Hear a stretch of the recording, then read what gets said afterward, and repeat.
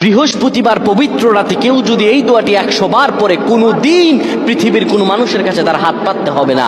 পৃথিবীর সব কিছু তার পায়ের নিচে আল্লাহ হাজির করে দিবেন। দারিদ্রতা থেকে মুক্তি দান করবেন, বিপদ আপদ থেকে মুক্তি দান করবেন, তার সম্মানকে সুউচ্চতা দান করবেন, অসুস্থতা থেকে দূরে রাখবেন। আল্লাহর অশেষ দয়া ও রহম তাকে দান করে দিবেন। সুবহানাল্লাহ। বৃহস্পতিবার রাত এটি গুরুত্বপূর্ণ রাত। এই রাত সপ্তাহে একদিন আসে। আরবিতে রাত আগে আসে, দিন পরে আসে। সুতরাং বৃহস্পতিবারের যে দিন গিয়ে রাত, এটি বৃহস্পতিবার রাত নয়, এটি শুক্রবারের রাত, এটি জুমাবারের রাত, এটি দোয়া কবুলের রাত, আল্লাহর কাছাকাছি হওয়ার রাত। সুবহানাল্লাহ। এই বৃহস্পতিবার রাত আল্লাহ তাআলা বান্দার দোয়া কবুল করেন।